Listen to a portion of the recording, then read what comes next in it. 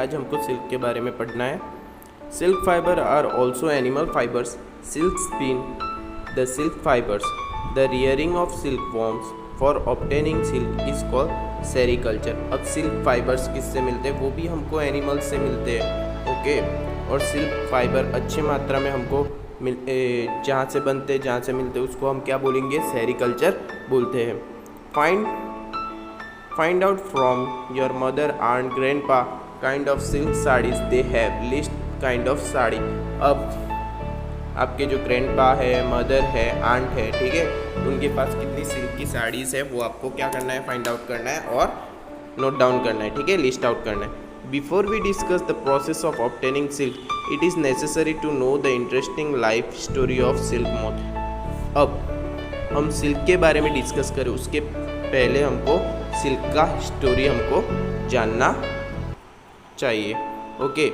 Life story of silk moth, okay. Silk का story अब हम जानेंगे।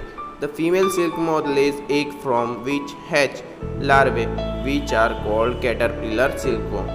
अच्छा, ठीक है, फीमेल सिल्क जो है वो अपना एग रखती है, ठीक है, जिसको हम क्या बोलते हैं? कैटरपिलर बोलते हैं, ठीक है। जो अपना एग रखती है उसको हम लार्वे बोल सकते हैं, ठीक है। और जो एग को बोलते हैं हम सिल्क वॉर्म्स भी बोल सकते हैं। They grow in size and when the caterpillar is ready to enter the next stage of life story called pupa। अब देखो, कैटरपिलर जैसे जैसे बड़ा होगा नेक्स्ट स्टेज पे जाएगा तो उस स्टेज को हम क्या बोलेंगे? प्यूपा बोलेंगे, okay. It first wave a net to hold itself, then it swing its head from one side to side in the form of figure 8, ठीक है। पहले वो क्या करेगा? एक नेट टाइप बनाएगा, ठीक है। उसके बाद वो one side to another side आहिस्ते आहिस्ते जाएगा, ठीक है, फिगर 8 के through. During this movements of head the caterpillar secretes fibre made of protein which hardens on export to air become a silk fibre. अब ये प्रोसेस में कैटरपिलर क्या बनाता है? सिल्क फाइबर बना देता है, ओके।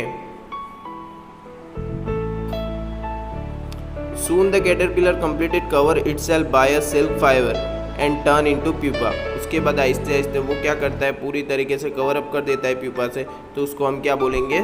सिल्क कवर बोल सकते हैं। This covering known as cocoon, इस कवरिंग पार्ट को हम कोकोन बोल सकते हैं, okay. The further development of the pupa into moth continued inside the cocoon. Silk fibre are used for weaving silk cloths and you imagine that the soft silk yarn is as strong as comparable to thread of steel, ठीक है।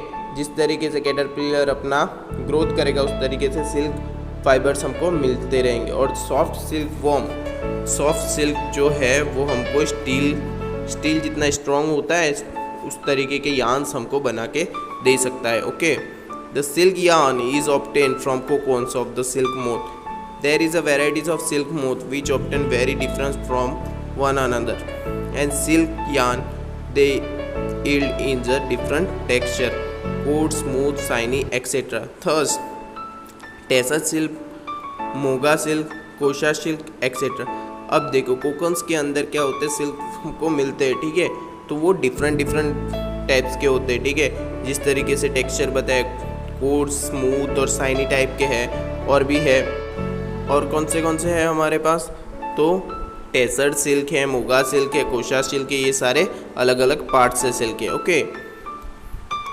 वो कोकन्स के अंदर से हमको मिलते हैं और इसके अलग अलग टाइप्स भी होते हैं। The most common silk moth is the mulberry silk moth. अब कॉमन सिल्क जो कॉमनली मिलता है वो हमारा कौन सा सिल्क है? तो मलबेरी सिल्क हमको कॉमनली मिलता है।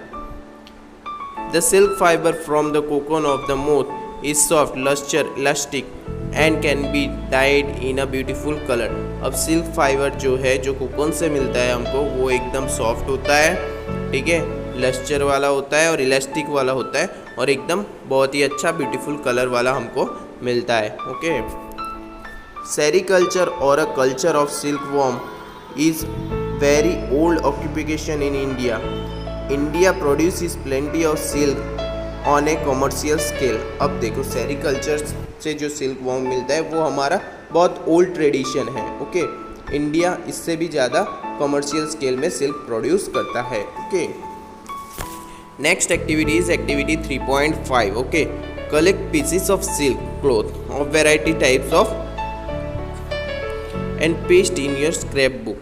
You will find the tailored shop heap of the waste cut pieces. अब देखो, आपको टेलर के शॉप में जाना है, वहाँ पे जो सिल्क के कपड़े हैं उसके थोड़े बहुत पीसेस कलेक्ट करने हैं और उसके टाइप्स उनसे जानना है और वो हमको स्क्रैप बुक में स्टिक आउट करना है। Okay, take help of your mother aunt teacher and identify the types of silk such as mulberry silk, Tussar silk, Eri silk, Muga silk etcetera. अब आपको आपके मम्मी, आंटी, टीचर्स के मदर से जो टाइप्स ऑफ सिल्क है वो आपको पहचानना है। मलबरी सिल्क कौन से होते हैं, टसार सिल्क कौन से होते हैं, एरी सिल्क कौन से होते हैं और मुगा सिल्क कौन से होते हैं। Compare the texture of this silk with that of the artificial piece which contains synthetic fibre.